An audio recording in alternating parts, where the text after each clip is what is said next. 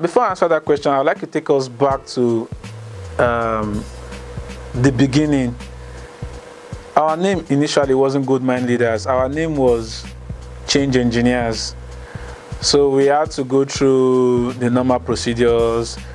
We tried to get it registered with the CAC, the Corporate Affairs Commission, and at that point when we were trying to change the name, because I was very, very particular, I don't want the name to sound too political. So I was trying, because of the present government that we have in place, so I was trying to bring out a vision that would be so fair and plain to everybody. So I was running away from the political angle that people might view it from. So I was thinking of a particular name that can fit into what we want to do. And the word mind became so key to me, because at that point I noticed that while we were growing up, it has always been this guy is doing something because he has the mind. We were misplacing the word mind. And after I did my research and everything at that period, I noticed that the mind was the most powerful part of the body. The mind is where it controls every part of your body. It gives you direction. And thinking back when I heard this song, Emancipate Yourself from Mental Slavery, they were actually still referring to the mind.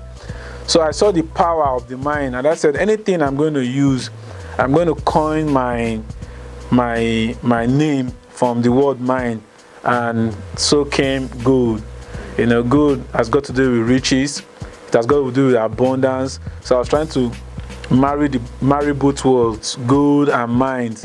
As in, when you have a mind of good, there is nothing you cannot achieve for your people. So I had to, since my foundation is leadership, what I want to address, what I want to tackle is leadership.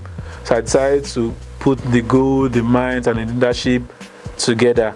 And the initiative, I didn't want to come out like a charity organization. Though we do charity, but I didn't want to come out like a charity organization. I wanted something that will be more or less seen as a solution to whatever thing we are facing in our society. So that was what brought about the name Good Minds Leadership Initiative.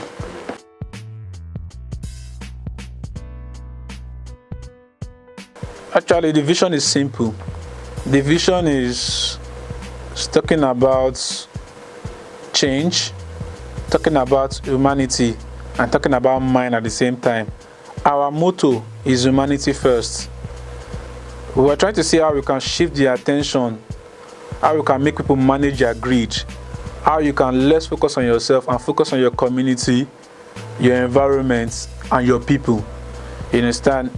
Leadership becomes more efficient. Leadership becomes more powerful when you focus on your people and the growth of your people.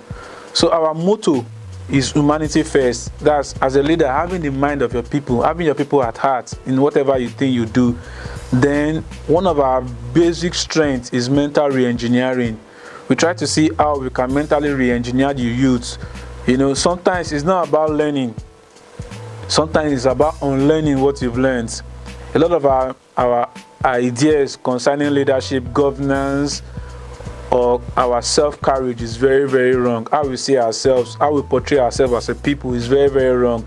So we try to channel it to the mental re-engineering. We try to start afresh, try to make people know that the way we've been living, you cannot keep doing what you're doing and you expect something different. You cannot change your life to change what you do every day. So mental re-engineering is key, is one of our vision. We want to see in the nearest future, take for instance like 3-4 years, we want to see that our youths can radically change their mental attitude, and in so doing change their life, and in so doing change the nation at large also. So those are the things that we're working on. That's just basically humanity first and mental re-engineering.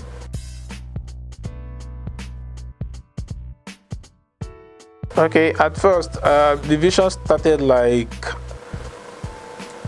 let us touch the people. Before you touch, you have to touch the heart before you touch the hand or the head. Let's see what we can give back to the society. The first thing we did was we started visiting special homes. Like the first project I had, I think it was in Modupeku Memorial Home. It was a home for the special kids, the kids with Down syndrome. We started from there. We were always going there, giving them material gifts. Visited 1 or 2 motherless baby orphanages. Later, we shifted our attention that we cannot concentrate just solely on the less privileged. Let's see, some people are even able-bodied and they don't even have direction. Let's see how we can channel our energy towards making these people grow better and have a better future for themselves. So we try to streamline our projects from there, and what we do basically is that we visit public schools. A lot of parents have money to train their kids to give them good education. What about the ones that cannot afford those standard schools? So we go there to encourage them and tell them that all hope and all lost. You might be here today, tomorrow you can be the president of Nigeria. You need to get this and this and this kind of attitude. We teach character formation at the high school level also. We don't try to ignore that part. That character is missing because some of our syllabus presently is not how it used to be. Like I was in an interview earlier before now, and I was asking that, for instance, take the issue of moral instruction. Do we still have moral instruction in our schools? You understand? So character formation, we also try to inculcate it into whatever thing we teach them. So for 3 years now, we do public schools basically. Most of those schools, we give them school uniforms, school sandals, books, and the rest. So we've had series of public schools that we've visited. I think the first and ever school we are doing now is going to be, the first private school is going to be, as soon as they resume, we're doing a private school for the first time. And it's going to be a military school. You understand? And we want to try to, we notice that drugs is affecting that part. It's not poverty now, it's not school uniforms now, it's not material things now. It's just an awareness of what is killing the generation in that part of our education.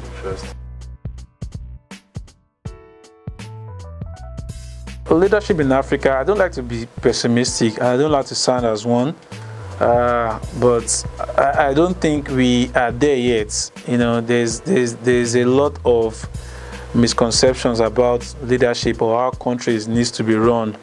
And I'm so passionate about Africa. I have studied the history of Africa and having the understanding that we were once the #1 in the world, that the first university was built in Africa. People came to Mali in Timbuktu to study at their university level. People came to Egypt to study. And where did we miss it? Where did we go wrong? Now we have to go over there to get our education and get the best of education. So to a large extent, I think we have failed in that part. And this is what I think we should focus our energy. Any NGO, any whatever thing, whatever initiative you're trying to put together, I think our primary aim is try to see how we can fix this issue of leadership, because it tells around every other thing we do. Like some people will say they don't care about politics, they don't care about how they are being governed, but people that you elect or people that are there oversees your destiny one way or the other, because they take decisions on policies that affect the everyday man. You understand? So I think the issue of leadership, we have not. I'm not going to say we have failed totally. I'm going to say that we've not gotten it right. It should be a state of emergency as regards sub-Saharan Africa. I want to talk about sub-Saharan Africa, the Black Africa, because when we talk about other Northern African countries, I think they are getting it right as regards leadership to some extent. So we have not gotten to that level yet, and that is why I often tell people the problem is not the leadership. It's just so ironical when I sound that way. People ask me, why would you say the problem is not on leadership when our leaders are failing us? I tell them that the reverse is the case. Before you become a leader, you were once a follower. You should have a mindset of what leadership entails. In my own language, in Yoruba man will tell you that it is what the bird eats that it flies with. You understand? It is the orientation, the mindset you carry as a follower, you display when you get to that leadership position. So I think the focus now should be on the follower, because followers eventually becomes leaders. So we need to sensitize the mindset of the followers right now. So when they get there, they can do something right for their people. They can fix whatever the challenges is for their people. So leadership in Africa, in a nutshell, we are not yet there.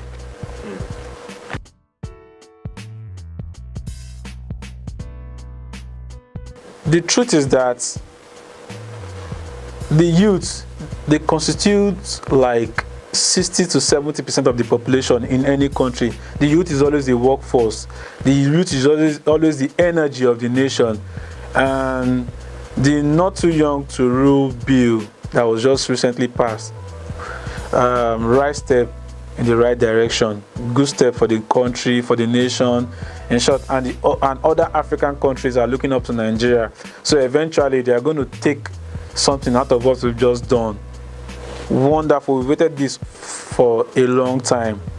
A good development, a welcoming development also. But the truth of the matter is that I go to the schools with my team. I talk to the students firsthand.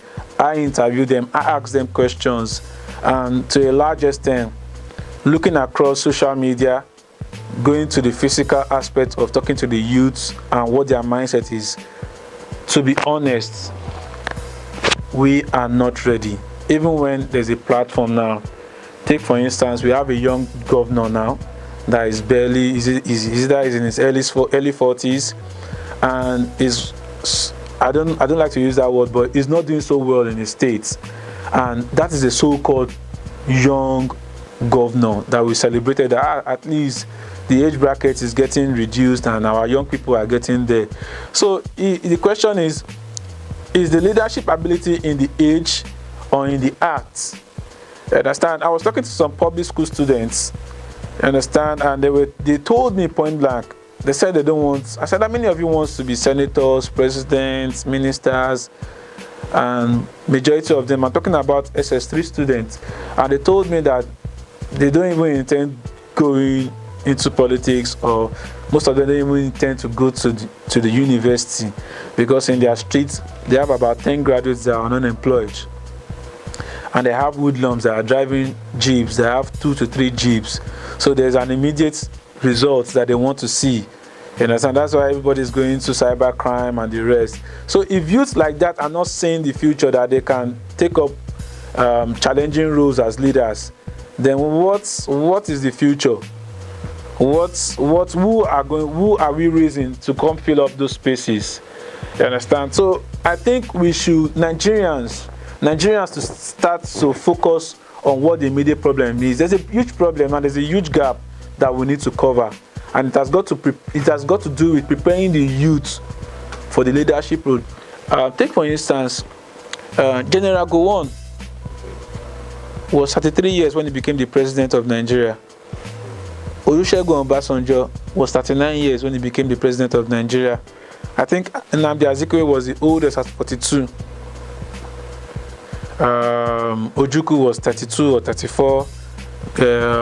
General Murtala Mohammed, similar, almost the same age bracket. Have you asked yourself, what will a 34-year-old boy in our present-day Nigeria do, or what can he do, even as a counselor? So we need to speed up in meeting up to what our youth can do, how they can fill up those roles. So I think we still have a small journey ahead of us, which we need to really tackle if we want to get it right.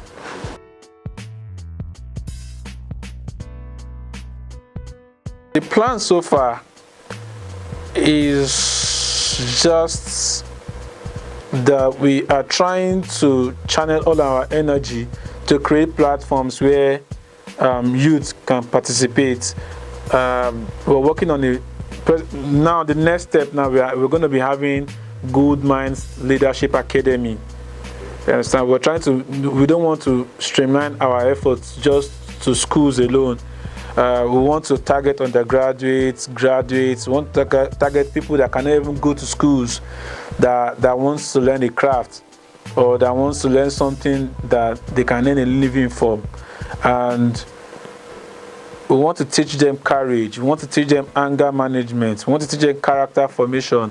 We want to teach them office ethics. These are things they don't teach you in the secular syllabus. They don't teach you in academics. So we want to have an academy, a leadership academy, where we can do trainings every month or every two months, where people can tap into through our platforms, our social media platforms. They can attend trainings also. We can issue them certificates. They can add it to their CVs.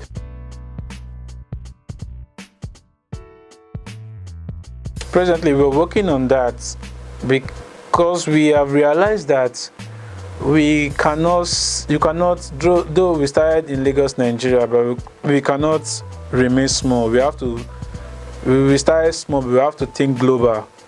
So we've combed our community. It's been successful in Lagos State, SUMA on assessment, and presently we are now in Rivers State, Oyo State, Kwara State, and Abuja. So anytime from now, we intend to do Ghana, Gambia, and Guinea. So we intend to spread all over Africa.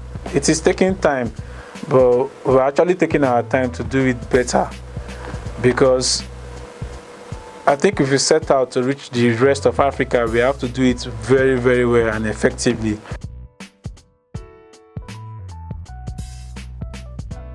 Yeah, as it is right now, we intend to, in short, I know it's going to be very tedious for me. I'm trying to build my mental strength to see how I can put that into my schedule for the next 6 months before this year runs out. We intend to bring Good Mind Leadership Academy to the nearest community, the nearest platform where we can gather youth and train them. So just imagine me traveling to Port Harcourt at the same time going to Abuja, to Ilorin. It's going to be very tasking anyways, but I know if you have to get this thing done, we have to spread. So we are working on it. My team and I, we are working extensively to make this dream come true. And they can follow us on for now, to reach us and get more information so as to know when we are coming to their cities or their towns. They need to follow us on our social media platforms. We daily upload pictures and what we're doing, and we send out information on a daily basis so that they can follow us and fit into our calendar or our schedule. So they can reach us also on www.goodmindsleaders.org.ng. They can get information there, or they can follow us on Facebook on Good Minds Leadership Initiative. From there, they can ask us questions. You can interact, and we can fix timing on how the best time possible to come to their cities or town.